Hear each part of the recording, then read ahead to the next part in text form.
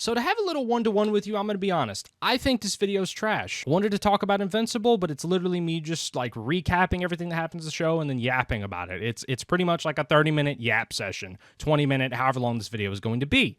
I haven't finished editing yet, but it's becoming just acutely apparent that it's gonna kind of be shit. To me, I'm very picky with the content I make. It's not as good as I wish it was. So if you don't enjoy this video, I apologize. If you do enjoy it, I apologize because you don't have good taste. No, I'm playing. Yes, it may. I'm still gonna release it because I have nothing better to release. I don't know what else to upload, but I want to upload because I'm trying to get back on this YouTube high horse of me making videos regularly. So I'm gonna upload the shit because I worked like 3 hours trying to make it work.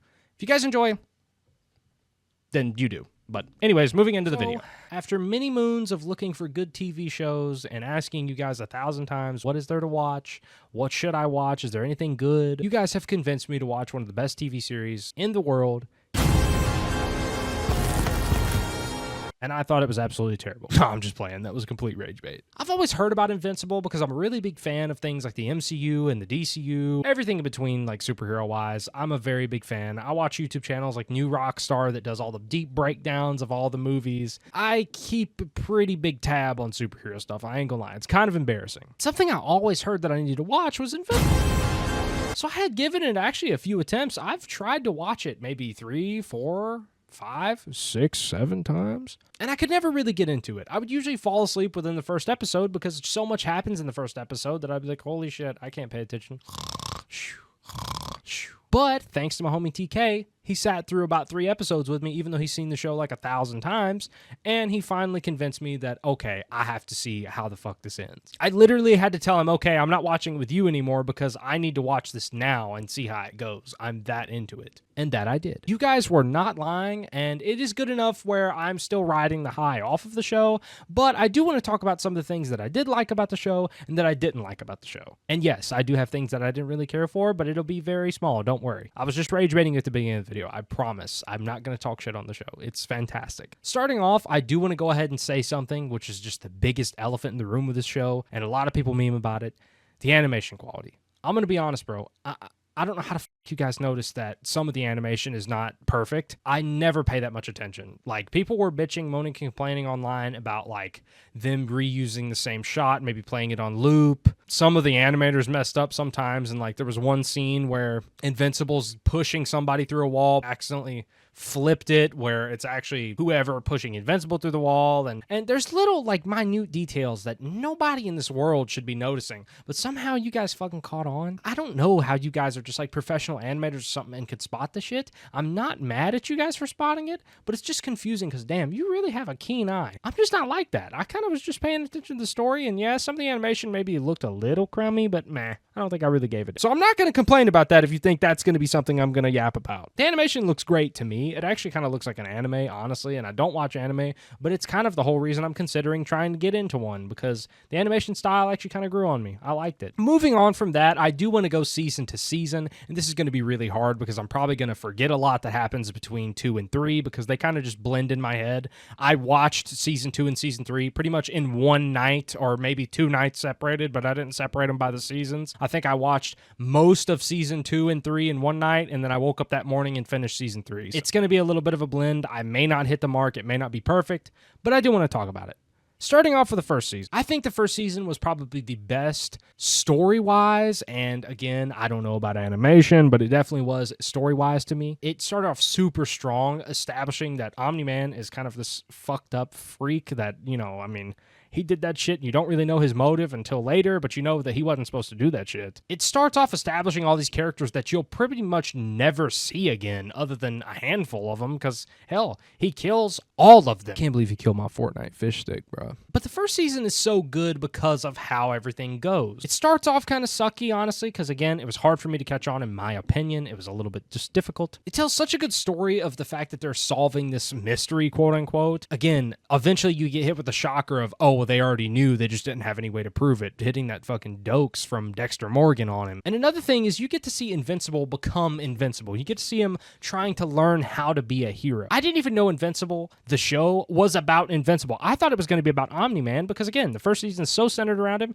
and every time I see something like Fortnite skins, any media about this show, I always see Omni-Man. I never hardly ever see Invincible until, again, now that I'm in the show as deep as I am. So getting to see who Invincible actually is and him getting established as a character was really nice. I just wish it would have happened sooner maybe into the show because the first episode, again, was just so hard for me to get into with the first season. And it's almost poetic how you get to watch Invincible learn everything he knows about using his powers, and then he has to use those exact same powers on the person that taught him how to use the powers, his own father. I mean, it's insane how good of a story that tells. And again, you get a bunch of new characters established as well with damn Guardians of the Globe being killed, and you get to see people like Rex, and they establish all the cool characters that I love. Now, obviously, we all know how it goes down. Season 1, I gotta credit as probably the saddest for at least one scene. That last scene where he's on the damn rock after whooping his shit, and he's still whooping his shit, and Invincible's answer to what will you have in 500 years is you, Dad, you. That is the saddest scene I think I've ever seen in anything, not let alone it be an animated damn superhero thing. And moving into the second season, I think it had a beautiful, smooth transition. It slid over so beautifully because it gets to carry on the story so well of like getting to see the entire family kind of trying to recover from losing Omni-Man. Yeah, they're grieving him, but he's not even dead. He's just gone, and they don't really know how to live without him because, again, that was pretty much Invincible's mentor for all his superhero shit, and, you know, obviously the wife. I mean, hell, if I was married to a superhero baddie, I would be pretty distraught when she left me. You get to see Invincible try and become his own hero with his own problems, too. You get things like Angstrom and all that shit going on with him. You get to see him establish, like, pretty much his damn arch nemesis. Also, while him trying to transition into going to college and moving into the college life. And I forgot to mention that about the first season. It is very, like, high schooler-esque where he's still learning who he is. He's still learning how to be a hero. And then the college side, which is the second season, is more of like he already kind of knows who he is as a hero. He's still learning how to do it, but he kind of is way more established for that. And again, he's a little bit older. He's going to college. He has a little bit more of his shit put together instead of just being so, I don't know, uncomfortable in his own skin like most high schoolers are. You get to see him really stretch his legs because he gets to do his own thing. Then that's all ripped away by the fact he has to go to space and see his dad tonguing a bug-like creature. But no, I honestly think that this was one of the best twists in this entire show is the fact that Omni-Man was just out there in some damn random planet. And the fact that Invincible had to stay and then help him take care of his baby brother was insane, one. But two, the craziest part is to watch Invincible finally stop holding back. I absolutely hate and love the fact that he holds back in all these fights and why he keeps on losing fights. Because yes, everyone complains about it with the show, but I'm going to complain about it too a little bit. I want to see him go crazy. I want to see him whoop the hell out of somebody.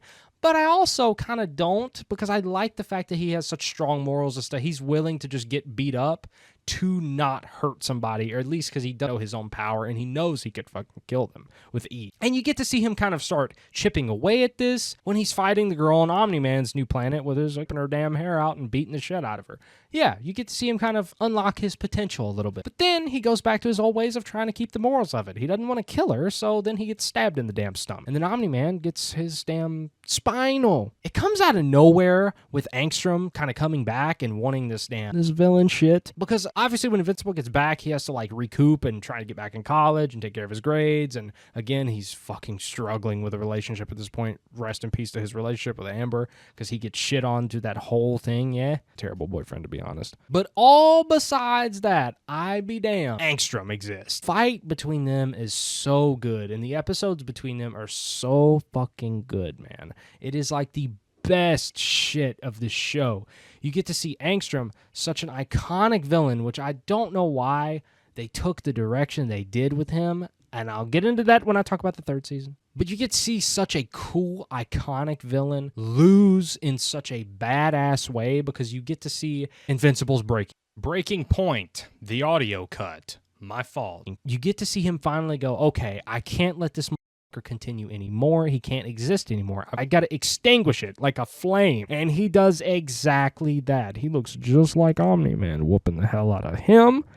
But he's whooping, big forehead guy. And you don't even get to see the damage that Invincible does in this fight until, I believe, the third season. I don't think they even show his minced meat ass head until you're in the third season, so you kind of just have to watch him reflect on what he did, and you didn't even get to see how bad it was. And then you realize when you do see it, it's like, holy shit.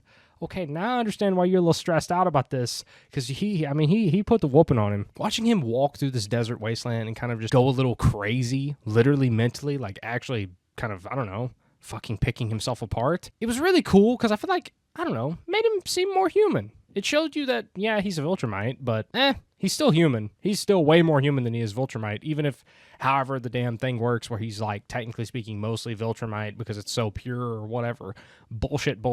He's a human at heart, bro. And again, it was just cool to see him have what his dad didn't have, like, he actually has a heart, even though he had to kill the guy. And the guy, I mean, he had to do that. There was no other option. He still felt bad, and he didn't mean to. That's why he hit him with the line, "I thought you were stronger," because he thought he could get away with doing him like that, and he would make it. And technically speaking, he did, if you've watched the 3rd season. Spoiler alert, my fault. But I mean, why the fuck would you be watching this video if you haven't seen the entire series anyway? It's whatever. But right when they leave you hopeless as to how the hell he's going to get out of here, finally, the old squad rolls up. I mean, I did not think they were going to do an MCU crossover level event to get him back. I just did not foresee that, but that's how it happened. And that scene of Adam Eve, older Adam Eve, telling him, hey, tell her you love her or fucking let her go. It literally took my breath away, because don't get me wrong, I thought that's how the story was going to go at the start. I thought Adam Eve and him were going to end up together the second I started the show, and they started seeing each other in school and whatever else. But when Amber was a part of it, I was like, oh shit, I completely forgot about their like chemistry that they had. And I don't know why they changed it over,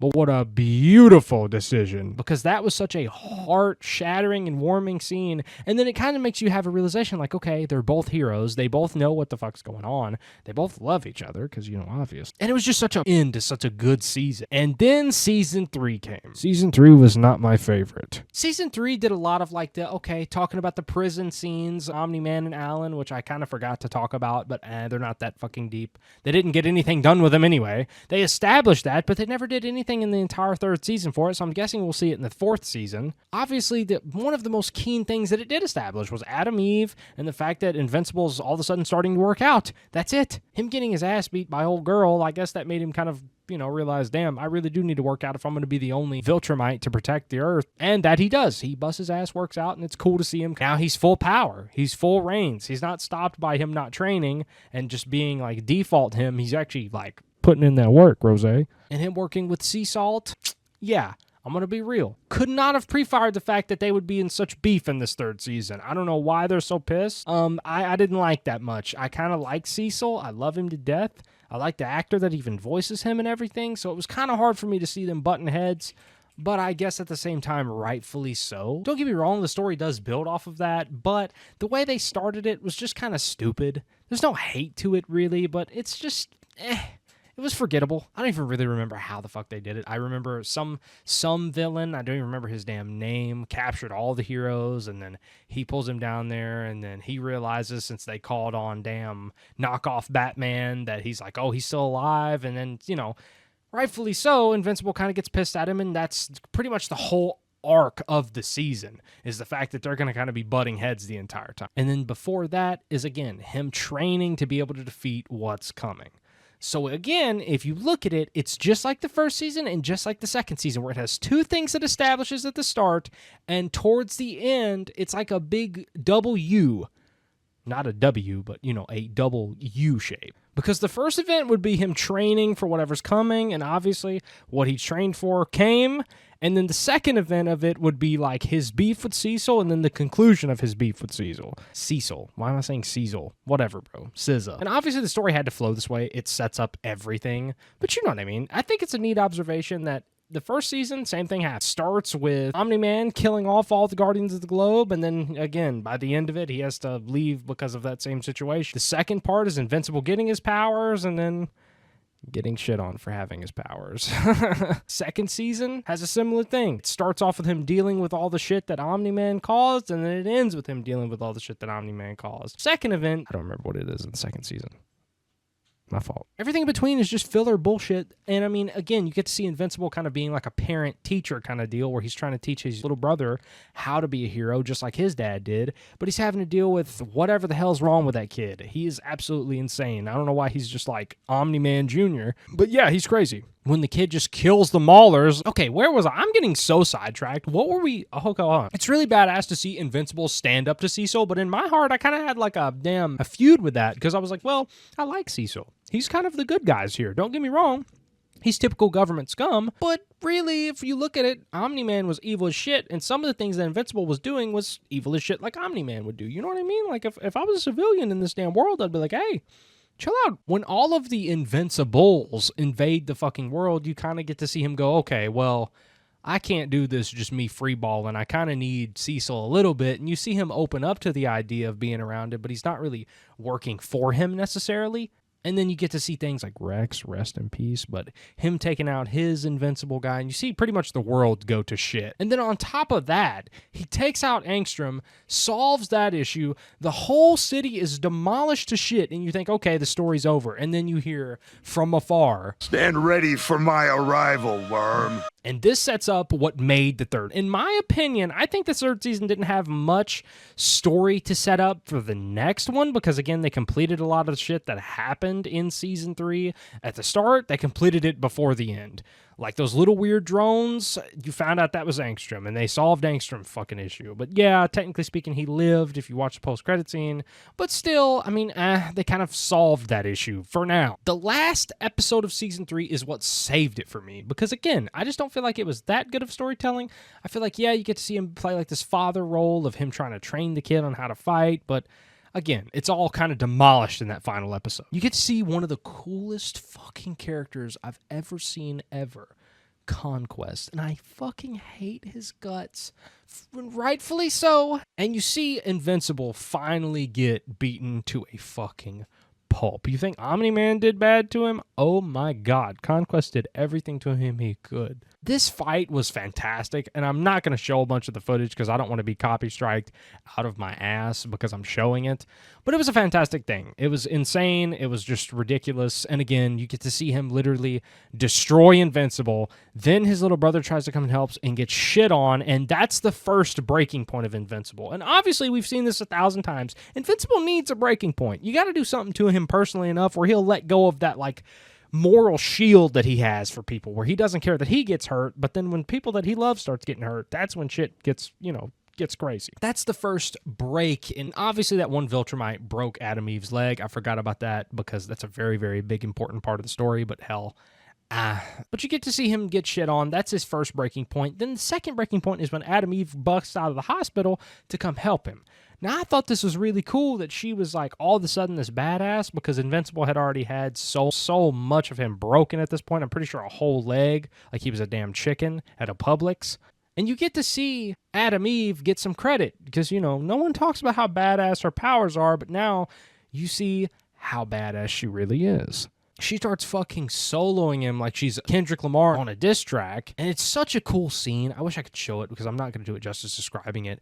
But then we get ruined by, obviously, she getting stabbed through the stomach. Now, I gotta be honest, and I know this is bad to say. I think, and this is so bad, I don't think the first 2 seasons had enough death. They had a lot of close calls, but nothing had enough like this, where it was like, holy shit, here we go. This is the first real, like, passing. Because, again, Rex just got cooked, and then we have her getting slaughtered. So now we're all fucked. In my brain, I was like, okay, this is going to be one of them seasons that's just the rough, the grit, and the dirty, that they don't want to put in anything else. They're going to put everything that they don't want to do in this season so they can go ahead and get it done. Because Rex was gone, one of the most lovable characters, honestly, after a long time.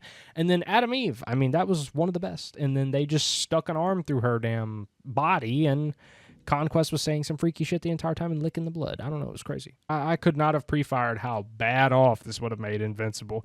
This shit made him crash out. This is such good acting from, I don't even remember his name, I just know him as Glenn from The Walking Dead. Such good acting, my guy. He starts whooping the shit out of him, but he is still not there yet. He's doing good, but, you know, he could use a pep in his step, which, again, we get the big shocker that Adam Eve is actually completely fine. Somehow her body goes into limp mode, and all of a sudden her motor just starts ticking again. I don't know. It was super confusing until they explained it. This shit kind of took me out, to be honest, but it's fine. You get to see her blast Conquest with whatever the hell that was, and then, again, you get to see one of the roughest scenes. Again, if you think what happened to Angstrom was bad, Holy shit, you get to see him literally headbutt Conquest to 1,000 pieces and asking him, hey, are you still having fun? Are you still fucking enjoying this? Because he's talking shit on Conquest's monologue, which, again, I don't know if I'll show in this video because I don't really want to get demonetized. That season ends on such a strong but a sad note.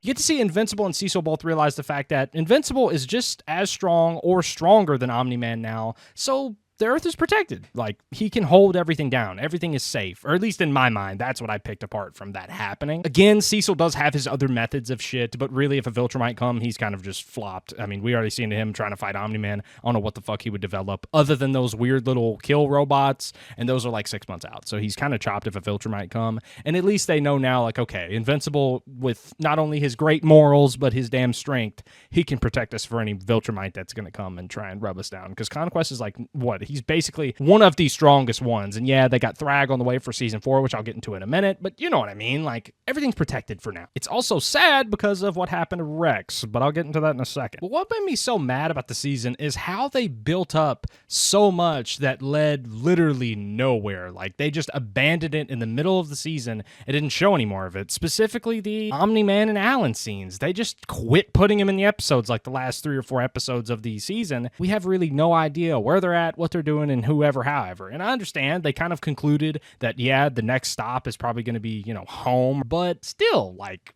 fuck, give me a little bit of an update. What are they doing now? Maybe all that happened when Invincible was fighting the damn Invincibles, the multiple. But still, like, give me an update.